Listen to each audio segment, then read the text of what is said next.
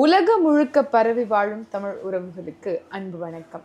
உலகம் முழுக்க தமிழர்கள் பரவி வாழ்ந்தாலும் தமிழர்களுக்குன்னு சொல்லப்படக்கூடிய மரபு வழி தாயகம் ரெண்டு, ஒன்று ஈழம், மற்றொன்று தமிழ்நாடு. ஈழம் இன்னைக்கு நம்ம கிட்ட இல்லை. எஞ்சி இருக்கக்கூடிய தாய் தமிழகத்தை காக்கணும் அப்படின்னா நம்ம கிட்ட இருக்க ஒரே வாய்ப்பு அரசியல் அதிகாரம் ஒன்றே. ஆனால் இன்றைய தலைமுறை பிள்ளைகள் அரசியல் என்றால் சாக்கடை என்று விலகி நிற்பதை நம்மளால பார்க்க முடியுது. அரசியல் என்றால் சாக்கடை இல்லை, அதை பூக்கடையாக மாற்றுவோம் என்று பேசுவதற்காக தான் தமிழ் முழக்கம். மூச்சை இழக்கலாம், பேச்சை இழக்கலாமா ஊடகம். இன்றைய காணொலியில் எதை பற்றி பேச போகிறோம் அப்படிங்கிறத வாங்க காணொலிக்குள்ளே நேரடியாக போய் பார்ப்போம்.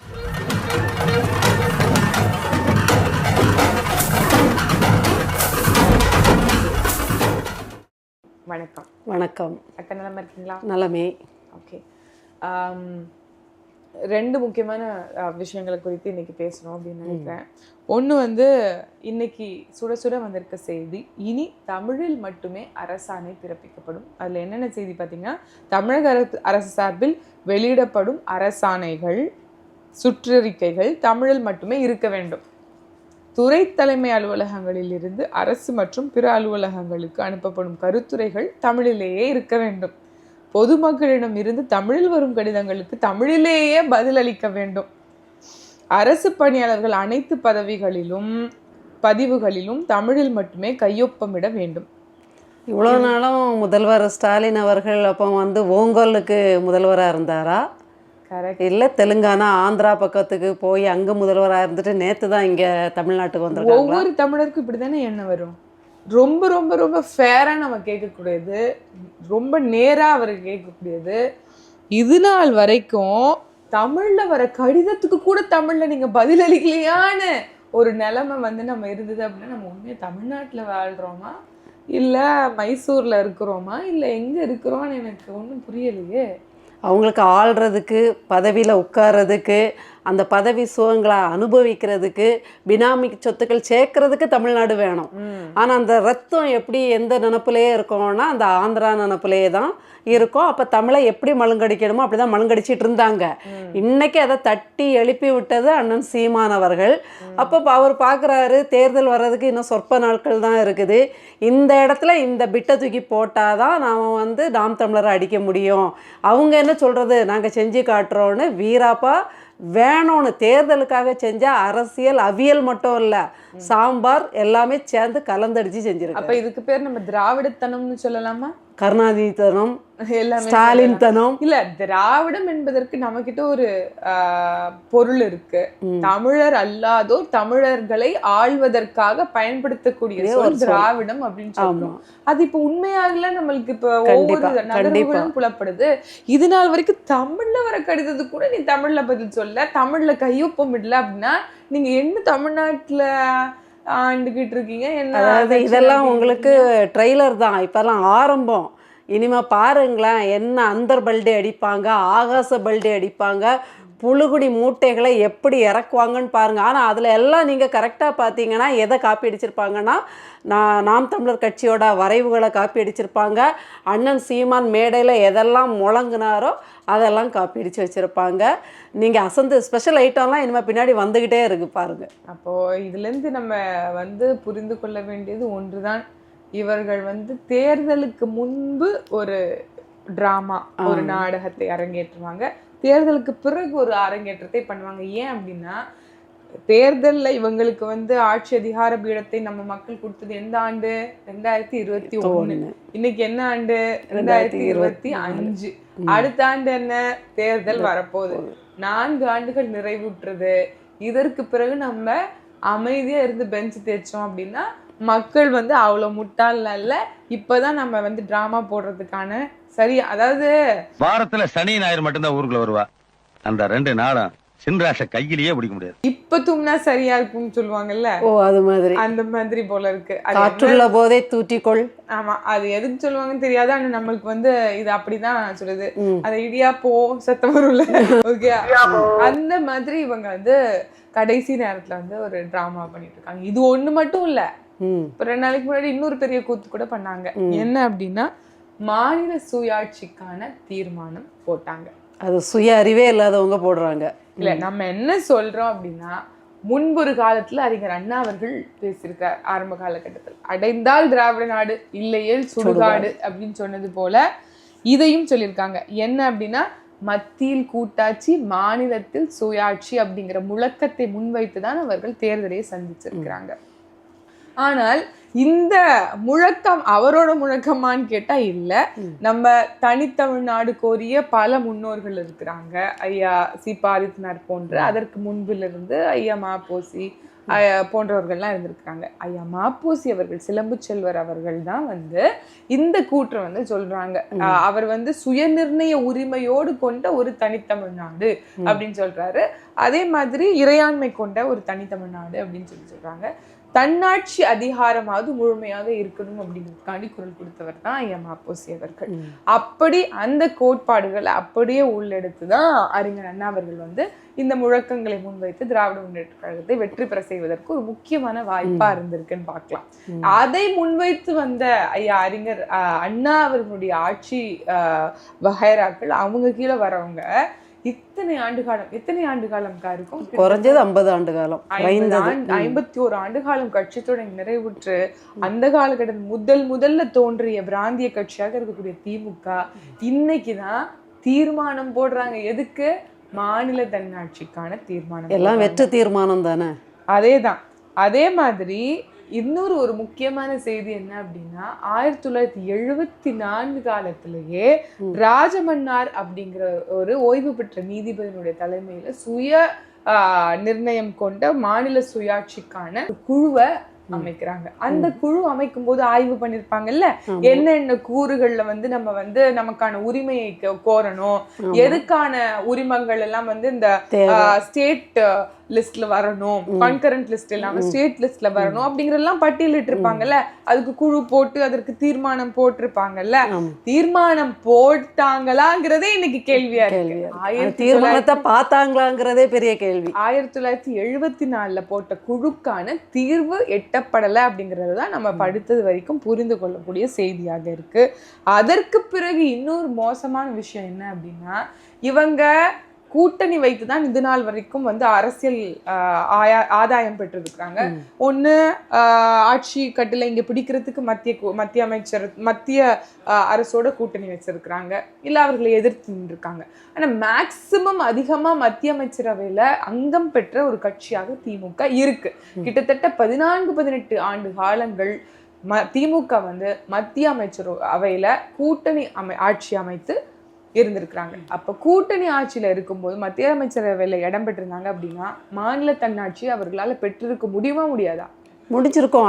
அந்த அட்டவணையிலே பார்த்தீங்கன்னா 7வது அட்டவணையை தூக்கையாச்சு. தூக்கும் போது இவங்க தூக்கத்துல இருந்தாங்களா? தூக்குனதே இவரோடதான். ஏன்னா அந்த ஒன்றிய அரசோட நெருக்கடி, கருணாநிதிக்கு ஏன் அந்த நெருக்கடி இருந்துன்னா, அவர் தான் ஊழல் குற்றச்சாட்டப்பட்ட அமைச்சரா இருந்து இல்லைன்னா பிடிச்சி திஆர் ஜெயில தான் போட்டு துண்டக்கானம் துணியக்கானம் ஓட விட்டுருவாங்களே. அதனால நம்மளை பறிகொடுத்து நம்ம தமிழ்நாட்டுக்குரிய உரிமைகளை அடகு வச்சு தான் இன்னைக்கு வரைக்கும் இந்த மொத்த குடும்பமும் பதவியை தக்க வச்சிட்டு இருக்குங்கிறது தான் உண்மை. அக்கா, அப்ப நான் என்ன கேட்கிறேன், ஒரு பொது சொத்தான கச்சத்தீவை மீட்பதாக இருக்கட்டும், காவிரி நதிநீர் உரிமையா இருக்கட்டும், அது ஒரு பொது பிரச்சனை. பொது பிரச்சனைக்கு இந்நாள் வரைக்கும் மக்கள் பிரச்சனைக்கு தீர்வே இல்லை. தீர்மானம் இருக்கு, தீர்வு இல்ல. தீர்மானங்கள் இருக்கு, தீர்மானம் போட்டு தூங்குவாங்க, ஆனா தீர்வு இருக்கா? இல்ல.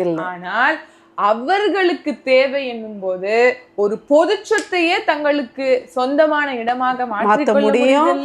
ஒத்த ராத்திரியில அடக்கம் பண்றதுக்கு இடத்தை வாங்கிட முடியும். இடம் பெற்றாலும் சரி, இடம் பெறலனாலும் வாங்க முடியுது. அப்போ கூட்டணியோட இருந்தாலும் சரி, இல்லாட்டியும் கூட்டணியோட இருந்தாலும் சரி, இப்படி எல்லா வகையும் இல்லாட்டானாலும் சரி, நீங்க சொன்ன மாதிரி அப்போ எல்லா வகையிலும் இவர்களால இன்ஃப்ளூயன்ஸ் பண்ணக்கூடிய அளவுக்கு ஒரு பொலிட்டிக்கல் நெட்வொர்க் இருக்கிற பட்சத்தில் அவர்கள் மக்களுக்காக ஒரு வெற்று அறிக்கைகள் மட்டும் கொடுத்து ஒரு நாடகத்தை ஏற்றாங்க அப்படின்னு சொன்னா அது மிகையே ஆகாது.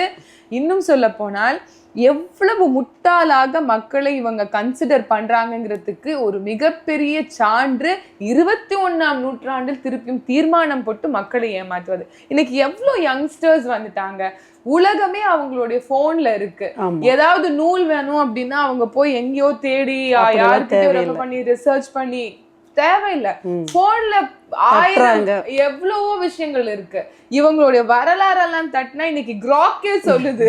அந்த மாதிரி இவங்க மக்களை எவ்வளவு முட்டாளா கருதுனாங்கன்னா இன்னைக்கு மாநில சுயாட்சிக்கான தீர்மானம் போட்டிருப்பாங்கன்னு எனக்கு தெரியல. அறிஞர் அண்ணா சொன்னார் இல்லையா, அடைந்தால் திராவிட நாடு இல்லையேல் சுடுகாடுன்னு.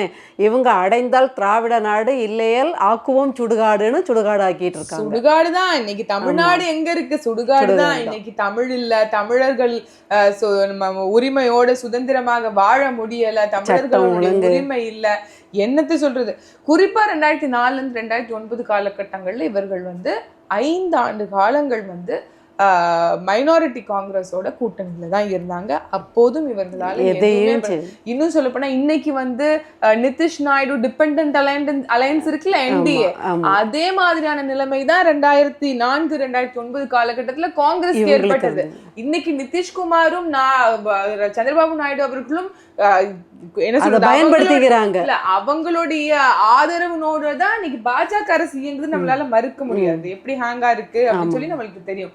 அதே மாதிரி நிலைமை தான் அன்னைக்கு காங்கிரஸ் கட்சிக்கு இருந்தது, அம்மையார் சோனியா காந்தி அவர்களுக்கு இருந்தது. அப்போ இங்க இருந்து தமிழ்நாடு அரசினுடைய திமுக கழகம் தான் அவங்களுக்கு ஒரு பெரிய உறுதுணையா இருந்தாங்க. லைக் ஹவு நிதிஷன் நாயுடு இன்னைக்கு. அப்படி இருக்கும்போது அவங்களால இந்த மாநிலத்துல கல்விக் கொள்கையை கொண்டு வர்றதையோ, இல்ல இந்த கச்சத்தீவை மீட்பதையோ, இல்ல இந்த காவிரி நதிநீர் உரிமையை கொண்டு வர்றதையோ, இல்ல இந்த மாநில சுயாட்சிக்கான இது அத்தனையும் உள்ளடக்கி மாநில சுயாட்சியை கொண்டு வருவதற்கான முயற்சியோ ஏதாவது ஒரு துரும்ப தூக்கி போட்டிருப்பாங்களா அப்படின்னா இல்ல. அதை விட்டுட்டு இன்னைக்கு என்ன நாடகம் போடுறாங்க, ஐயோ மறுசீரமைப்பா, இவங்க பாருங்க இதை கொண்டு வந்துட்டாங்க. வக்ஃபா, ஐயோ பாருங்க இவங்க இதை சீர்திருத்தம் பண்றாங்க. மும்மொழியா, ஐயோ பாருங்க.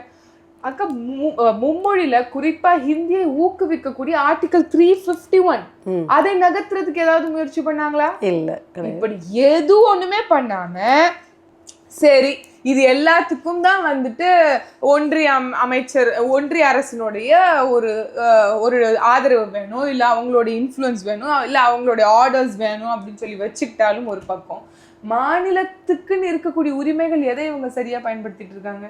எதையுமே கிடையாது. மாநிலத்துல இவங்க கிட்ட முழுமையான அதிகாரம் இருக்குல்ல, இவங்களால எப்படி ஒரு சிறந்த ஆட்சியை கொடுக்கறதுக்கான எல்லா தகுதியும் அவங்கள்ட்ட இருக்கு, ஆற்றலும் அவங்களால கொண்டு வர முடியும். ஒரு அரசு அமைது அப்படின்னா ஆற்றல் இல்லாம அமைக்க முடியாது. அப்படி இருக்கும்போது எதுக்கு இன்னைக்கும் டாஸ்மாக் இத்தனை இருக்கு? ஏன் வருமானம்? நீங்க அவங்க அடிமடியிலே கை வைப்பீங்க போல இருக்கு. ஏன் இத்தனை மலைகளை நொறுக்கி குவாரிகளை எடுத்துட்டு போறாங்க? இதெல்லாம் என்ன கன்கரண்ட் லிஸ்ட்ல உள்ளடங்கி இருக்கா? இல்ல. கொடைய கூடாது, அதெல்லாம் அது ஒன்றிய அரசு சொன்னாதான் நாங்க தடுத்து நிறுத்துவோம் இருக்கா? இது அவங்களுக்கு வருமானம் ஈட்டக்கூடிய இதை எப்படி அவங்க விட்டு கொடுப்பாங்க? இதை வச்சு தான் அவங்க பிழைப்பு ஓடுது, இதை வச்சு தான் அவங்க சுவிஸ் பேங்க்ல போடணும், இதை வச்சு தான் அவங்க உலகம் முழுக்க 7 கண்டத்துலேயும் 70,000 பினாமி சொத்துக்கள் சேர்க்கணும்னா நீங்கள் அடிமடியிலே கை வச்சிங்கன்னா அது எப்படி நடக்குமா? அப்போ அவங்க அடிமடியோ இல்லை அவங்களுடைய உரிமையோ மட்டும்தான் இங்கே மேலோங்கி கேட்டது. மக்களுடைய நல்வாழ்வு என்பது கொஞ்சம் கூட ஆல்வேஸ் இந்த டாஸ் அப்படிங்கிறதுக்கு ஒரு மிகச்சிறந்த எடுத்துக்காட்டு இந்த திமுகவினுடைய இன்றைய ஆட்சி அதிகாரம் அப்படிங்கறத உறுதிட்டு சொல்லலாமா? எவ்வளவு பிரச்சனைக்கா? ஆன்டி இன்கம்பன்சி கொஞ்சமா இருக்கு.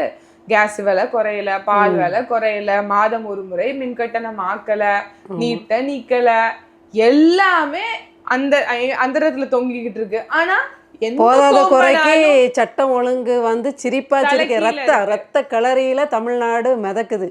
சட்டமும் சரியில்லை, ஒழுங்காவும் இல்ல, அதோட சமூகமும் சேர்ந்து குற்ற சமூகமாக மாறி அதிகமாக மாறிக்கொண்டு வருவதை நம்மளால இந்த ஆட்சியில பார்க்க. அதாவது கொஞ்சம் கொஞ்சமா ஊபி பீகாரா மாறிக்கொண்டிருக்கிறது தமிழ்நாடு. ஆமா. அப்ப இதெல்லாத்தையும் வச்சுட்டு எந்த கொம்பனாலும் குறை சொல்ல முடியாத ஆட்சின்னு சொல்றதுக்கு அவங்களுக்கு கொஞ்சமாவது வெக்கம் இருக்கணுமா இருக்கக்கூடாதா? நமக்கு கொம்பு இல்லைல்ல, அதை தான் சொல்றாங்க. இனிமேற கொம்பு வச்சு வந்தவங்க தான் சொல்லணும். இதற்கு மக்கள் ஒன்றே தீர்வு சொல்லணும். பார்ப்போம். கண்டிப்பா மக்கள் தான் இதுல தெளிவா புரிஞ்சுக்கணும். ஏன்னா இவங்களுடைய தேர்தல் நெருங்க நெருங்க பாசாங்குத்தனம், பாவலாத்தனம், நாடகத்தனம், கோமாளித்தனம், அந்த என்ன வீராவேசமா அறிக்கை, நான் முன்னாடியே சொல்லுவேன், அறிக்கைகளின் நாயகர்கள், தீர்மானத்தின் தீர்க்கதரிசிகள் இவங்க. இதை போட்டு கொண்டு வந்துட்டாங்களா, படிச்சவங்களே சொல்றாங்க எவ்வளவு தைரியம் இருந்தா அவர் கொண்டு வந்திருப்பாரு அப்படின்னு சொல்ற அளவுக்கு முட்டாளாக்குற வேலையை பார்ப்பாங்க. அதுலயே எதுவுமே சொந்த புத்தி கிடையாது. எல்லாமே நான் இல்ல, எல்லாமே வந்து அண்ணன் தான் திட்டம் போட்டு அவங்களுக்கு கொடுக்கணும். எச்சில தான் பல பேர் கட்சியை நடத்துறான்னு. அதேதான் அண்ணனோட திட்டங்களை களவாடும் ஏற்கனவே திருட்டு திமுக இவ்வளவு நாளும் பொருளையும் சொத்துக்களையும் தமிழ்நாட்டையும் தான் திருடிட்டு இருந்தது. இப்போ ஒரு மனுஷனோட மூளையும் அவருடைய எண்ணங்களையும் திருடி அதை வந்து வியாபாரமா அதை வந்து அப்படி பாவலா காட்டிட்டு இருக்குது. இன்னும் பாருங்க, இந்த பொங்கலுக்கெல்லாம் காசே கொடுக்கல, அடுத்த பொங்கலுக்கு எவ்வளவு கொடுக்க போறாங்கன்னு மட்டும் பாருங்க. மக்கள் அதையும் நம்புவாங்க. இந்த மக்கள் ஃபர்ஸ்ட் சரியாயிட்டாங்க, கொஞ்சம் புரிஞ்சுக்கிட்டாங்கன்னா அது எப்படி 2500 1500 சேர்த்து போட்டு 5000 கொடுத்துருவாங்க. கண்டிப்பா அதை கொடுக்கறதுக்கு கூட அவங்க தயங்க மாட்டாங்க. ஏன்னா ஓட்டு அவ்வளோ டிமாண்ட் ஆகிருக்கு. மும்முனை போட்டியோ 4 முனை போட்டியோ அடிச்சு தூக்கிடுவாங்கங்கிற பயம் அவங்களுக்கு நல்லாவே இருக்கு. அதனால என்ன வேணாலும் செய்வாங்க. பார்ப்போம், பொறுத்து இருந்து எப்படி மக்கள் விழிப்புறாங்களா இல்லையா, இல்லை தொடர்ச்சியாக நம்மளோட பணியாக விழிப்புணர்வை செய்து கொண்டே இருப்போம். மீண்டும் ஒரு காணொலியில பேசுவோம். நன்றி, வணக்கம்.